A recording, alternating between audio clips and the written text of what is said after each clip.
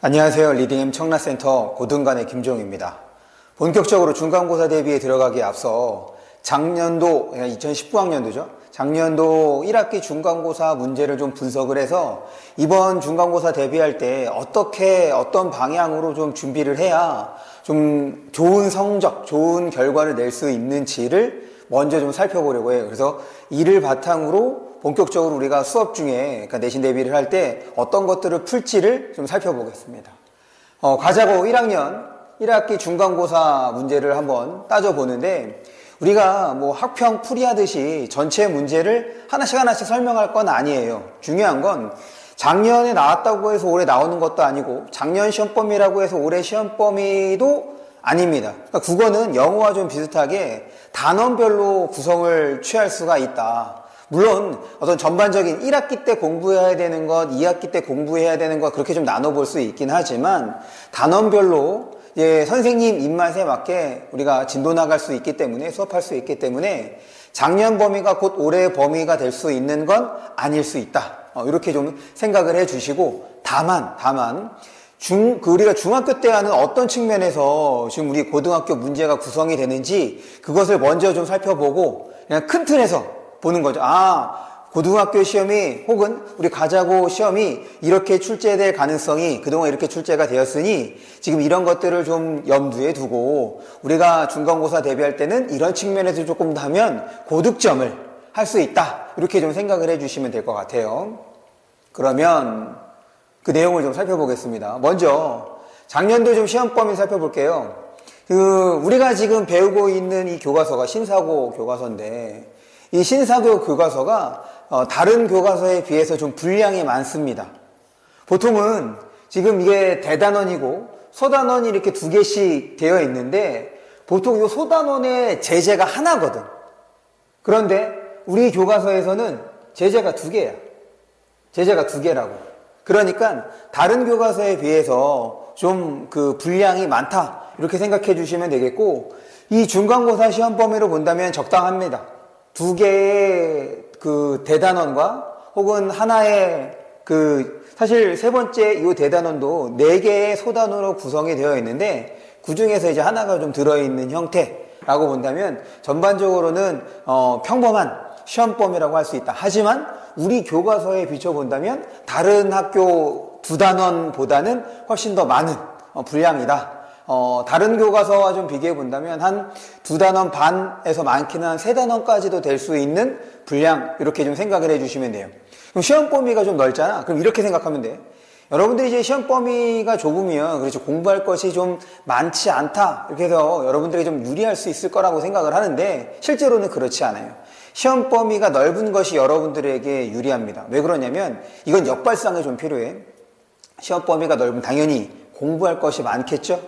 그러면 공부할 것이 많은데 이 시험이라고 하는 것이 전반적으로 물어봐야 된단 말이야. 그래야지 타겟팅을 하지 않는다고. 예를 들어서 시험 범위가 이렇게 됐는데 이 지문을 예를 들어서 안 내. 그럼 이제 뭐 할 수 있겠어? 타겟팅이 가능한 거지. 다음번에는 시험 범위가 넓다고 해서 넓으면 안 나오는 지문이 있을 수 있으니 우리가 좀 요령껏 공부를 하다 보면 타겟팅을 할 수 있단 말이야. 그런 것을 좀 미연에 방지하는 차원에서 넓은 시험 범위이긴 하더라도 여기에 사용된 제재, 우리가 공부한 제재들은 다 시험에 반영을 합니다. 이게 기본이에요. 그럼 그렇게 생각을 해주시고, 그렇기 때문에 이 단원과 관련해서 이 작품들, 지문들과 관련해서 좀 깊은 내용을 여러분들에게 물어보기가 어렵다. 또 한 가지는 범위가 넓기 때문에 외부 지문을 활용할 가능성도 그만큼 낮아진다. 외부 지문, 처음 보는 작품들이 나오게 되면 그만큼 여러분들에게 어려운 문제가 되는 거기 때문에 사실 그런 것들은 시험 범위가 좁을 때 많이 우리가 활용할 수 있는 방법입니다. 시험 범위가 넓다고 한다면 굳이 그렇게 우리 교과서 외의 지문을 활용하지 않아도 되는 거거든.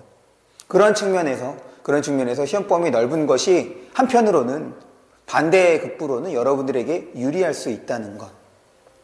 근데 이렇게 지금 이따가 이제 문제를 유형을 좀 살펴보면 알겠지만, 대체적으로 1학년 1학기 중간고사, 일반고에서 1학년 1학기 중간고사는 어렵지 않게 출제를 합니다. 왜 그러냐면, 이제 고등학교 선생님 다 알고 있죠? 보통 우리가 중학교에서 고등학교 올라올 때 이번에 좀 이제 부득이한 상황 때문에 좀 이제 방학이 좀 길어진, 사실 방학이 길어진 것이 아니라 개학이 좀 연기되고 있는 건데, 그럴 때 사실 제일 많이 공부하고 있는 분야가 과목이 수학하고 영어죠. 그 사실은 지금 그 고등학교 선생님들 아니면 다른 학원의 선생님들도 다 알고 있는 사실이야. 그런 상황 속에서 일반고 학생에게 국어 문제를 마치 모의고사처럼 어렵게 낼 수 있느냐, 바꿔야 얘기하면 처음 보는 지문을 활용해서 문제를 낼 수 있느냐, 이러면 전반적으로 성적이 낮아질 수밖에 없죠. 그렇기 때문에 대체적으로 일반고에서는 1학기 중간고사 시험은 외부 지문을 좀 적게 활용하는 경향이 있습니다. 그런데 우리 과자고에서는 시험 범위, 그 다음에 분량, 이런 것들을 고려했을 때 사실 외부 지문이 거의 활용되지, 물론 하나가 활용됐는데 그건 어려운 게 아니었거든. 이따가 이제 보면 알아요. 거의 활용되지 않은 것과 마찬가지. 그럼 이렇게 되면, 그래, 정말 교과서, 우리 평가 문제집이 됐든 자습서가 됐든 이런 다양한, 이런 문제집만 풀어도 어느 정도의 이제 결과가 나오게 되는 거지. 그러면 중간고사가 쉬우면 어떤 또 결과가 발생하느냐? 기말고사는 어려워질 수밖에 없습니다. 왜냐하면 등급은 중간, 기말 이렇게 각각 산출하는 것이 아니라 1학기 등급, 2학기 등급 이렇게 학기별로 등급을 산출하기 때문에 중간고사가 쉬우면 그만큼 기말고사가 좀 어려워지는 거고, 그만큼 수행평가가 까다롭게 채점되는 거고, 이렇게 생각을 해주시면 돼요. 그러니까 시험이 쉽고 어렵고는 여러분들에게 유불리를 따질 필요가 없는 거야. 전체 학기 중에서 우리가 좀 살펴봐야 된다는 얘기인 거지. 그 다음에 또 한 가지는 문제가 쉬울수록 급반차가 어떻게 되겠어? 좁아집니다. 이건 결코 여러분들에게 좋은 게 아니야. 중요한 건 순위를 매긴다는 거예요. 그래서 어렵고 쉽든 간에 여러분들이 해야 할 일을 그냥 그대로 충실하게만 잘 해주신다면 충분하게 급관 차이가 크든 좁든 그렇지 않든 간에 충분히 여러분들이 좋은 결과를 낼 수 있을 거라고 좀 생각을 해요. 그럴 때 이게 대체적으로 이런 경향을 보여주죠. 어떤 경향을 보여주냐면 지금 요 1단원하고 요 3단원은 이제 문학 중심의 단원이에요. 문학이고 우리가 여기에서 신경 써야 될 것은 바로 요 두 번째 단원이 되겠다. 지금 이 단원은 문법 단원입니다. 중학교 때 문법과 고등학교 때 문법은 달라요. 물론 문법뿐 아니라 나머지도 마찬가지거든. 지금 우리가 이제 수업 중에도 여러 번 얘기를 했지만, 물론 이 영상을 지금 저랑 같이 수업하고 있는 친구들이 볼 수도 있고 아니면 그 외 친구들이 볼 수도 있는데, 중학교 때는 국어와 관련된 전문 지식을 배워가는 과정, 초등학교 때는 이제 읽는 게 뭐냐, 쓰는 게 뭐냐, 혹은 문학이 뭐냐, 이런 것들에 대해서 공부하는 과정, 그걸 바탕으로 중학교 때는 전문 지식을 배우는 과정, 그럼 고등학교 때는 중학교 때 배운 전문 지식을 활용하는 과정, 이렇게 심화되는 과정이라고 생각을 해주시면 돼요. 바꿔 얘기하면 사실 고등학교 올라서 새롭게 배우는 내용이 별로 없습니다. 문법에서 아마 하나 있을 거야. 그 아마 대체적으로 2학기 때 우리 교과서에서도 뒷단원에 있는 거거든. 저 끄트머리에. 그러니까 보통 이제 2학기 때 많이들 배우는 단원인 건데, 그 외에는 이미 중학교 때 다 배운 거예요. 바꿔 얘기하면 이 고등학교 때는 여러분들의 종합적인 능력을 요구합니다. 중학교 때 배웠던 것들을 종합할 수 있는 능력, 혹은 그걸 바탕으로 새로운 지문을 파악할 수 있는, 그걸 바탕으로 문제 상황에 적용해 볼 수 있는 능력, 혹은 주어진 지문을 바탕으로 생각하는, 사고하는 능력, 이런 것들을 종합적으로 요구하게 되는 거죠. 당연히 그런 문제들이 어려운 거고, 그럴 때 여러분들이 어렵게 느끼는 문제 중에 하나가 바로 문법. 이건 아주 즉각적이거든.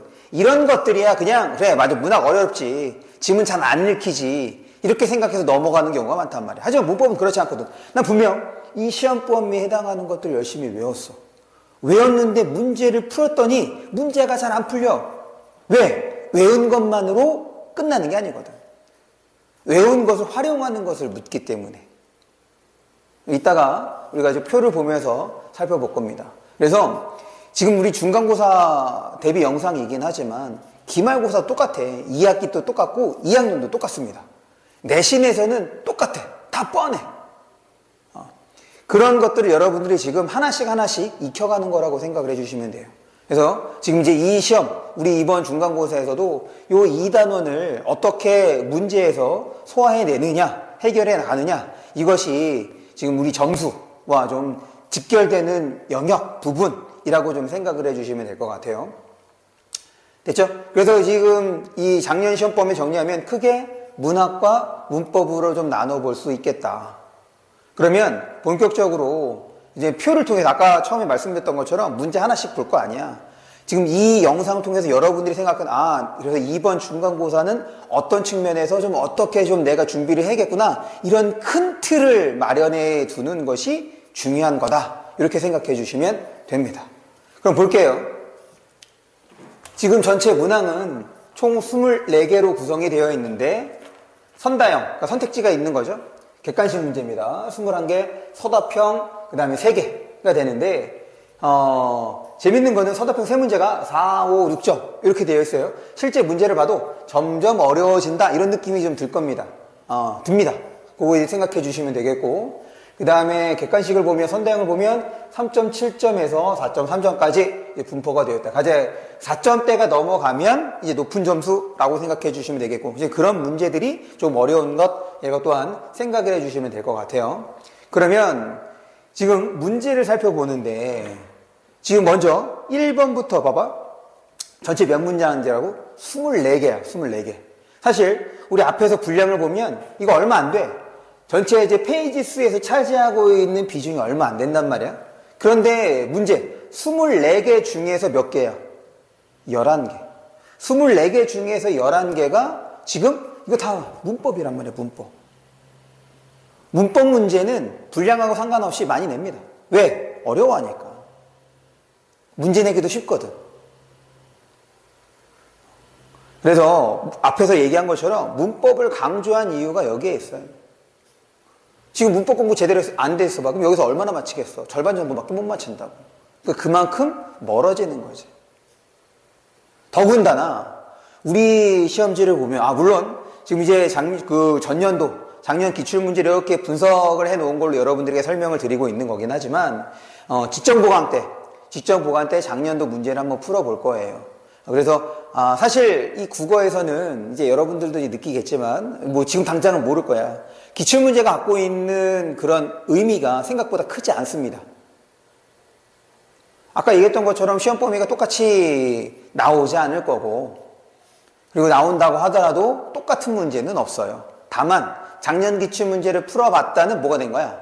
안도감이 좀 생기는 것 뿐이지 실제적으로 여러분들에게 뭐 직접적인 그 영향을 미치는 건 아니다. 어쨌든 그 직전 보강을 할 때 기출문제를 한번 풀어봐서 이제 전년도 수준이 어떻게 되는지 여러분들이 좀 체감시킬 겁니다.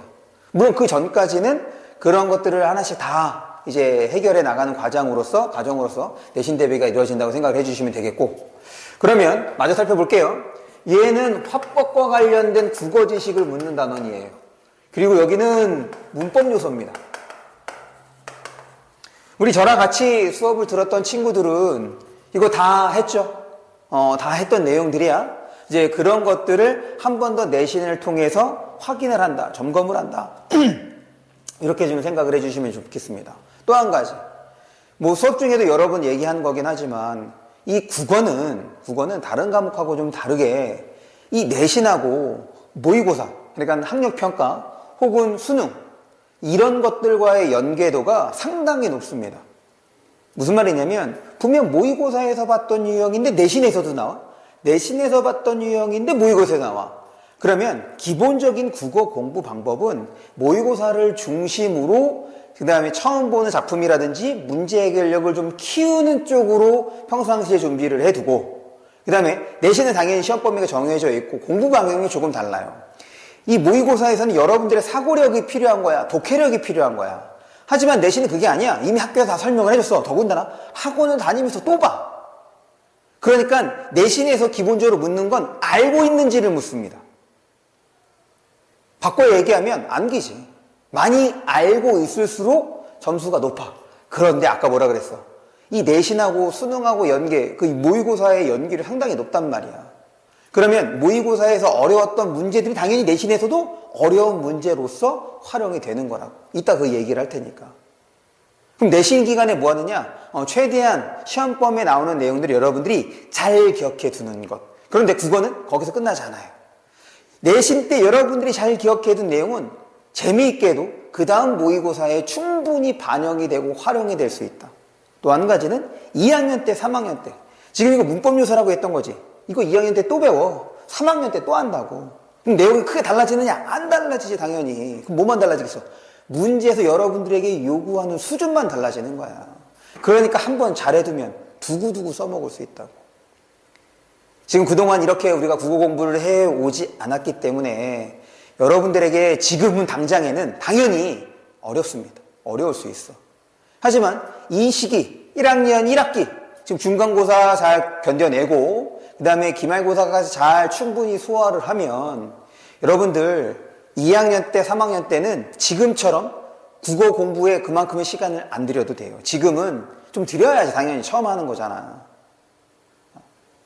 국어는 그렇습니다. 충분히 여러분들에게 좀 장점이 될 수 있는 하나의 무기가 될 수 있는 과목이다는 것. 어쨌든 뭐 좀 쓸데없는 얘기를 했네. 계속해서 이 표를 볼게요.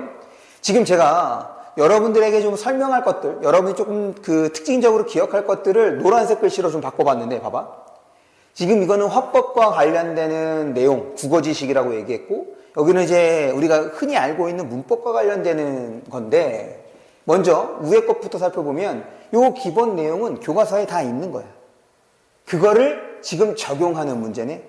이 문제에서는 지문을 선생님들이 다 새롭게 구성을 하셨습니다. 그러니 여기에 나오는 내용을 적용할 수 있어야 돼. 그러니까 아까 얘기했던 것처럼 단순하게 알고 있는 걸로 그치지 않는다고. 그럼 뭐가 필요한 거야? 원리를 알아야죠. 지금 이 유형과 관련된 원리를 알고 그 원리를 어떻게 하면 잘 적용할 수 있는지를 뭐 해야 돼? 연습하는 거야. 뭐를 통해서? 다양한 문제를 통해서. 지금 두 번째 문법 요소도 똑같습니다. 높임법 활용, 시제 활용, 동작상 활용, 피동표현, 그 다음에 인용표현까지 다 활용하는 거야. 거기 문제에 있는 문장들이 우리가 교과서에 있는 문장들이 거의 아니야. 다 선생님들이 새로 만드셨어. 물론 여러분들 수준에 맞게 어렵지 않게 만들었습니다. 그러니 지금 이 문법 요소와 관련된 원리를 여러분들이 명확하게 알고 있고 그 다음에 이걸 또 시험 문제 어떻게 적용돼야 되는지를 알고 있어야 제대로 문제를 풀 수 있다는 거지. 그거를 내신 기간에 집중적으로 연습을 할 거란 말이야. 봐봐. 지금 우리 같이 공부한 친구들 높임법 하면 여러분들이 머릿속에 떠올라야 돼. 아, 높임법은 뭐부터 접근을 하는 것인지. 시제에서는 뭘 주의하라고 얘기를 했지? 아, 동작상에서는 어떤 거였는지. 피동표현도 마찬가지야. 내가 알려줬잖아. 그게 여러분들 머릿속에 딱 떠올려야 된다고.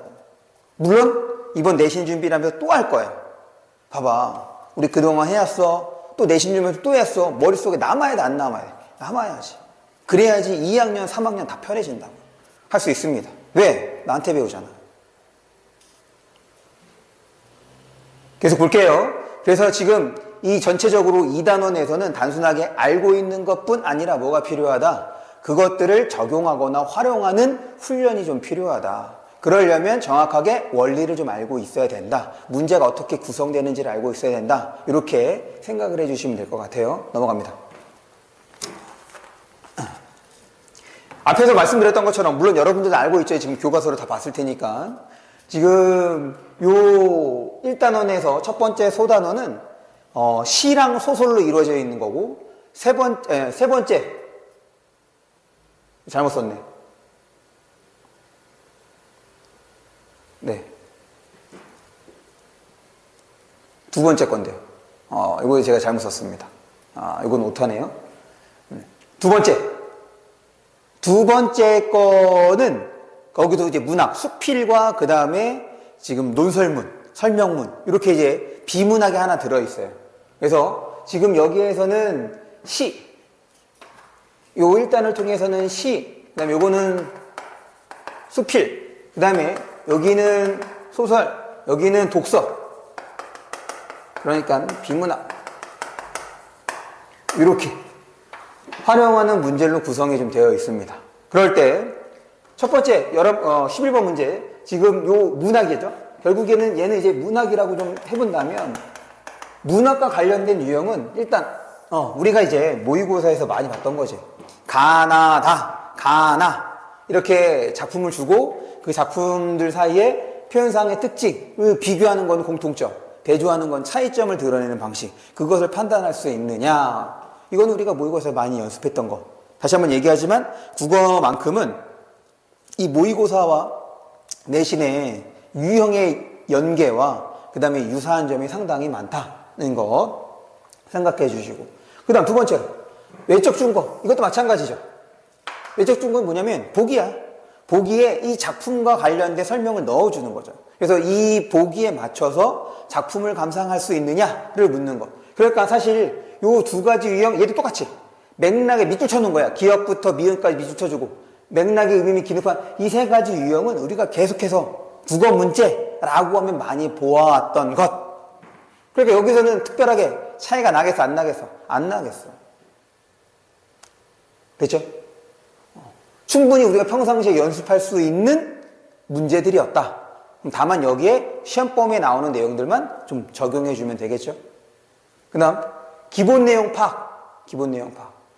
얘는 이제 서술형 문제인 건데, 지금 서술형 문제, 서답형 문제를 보면 조건에 맞춰서 쓰는 겁니다. 앞에서 봤죠?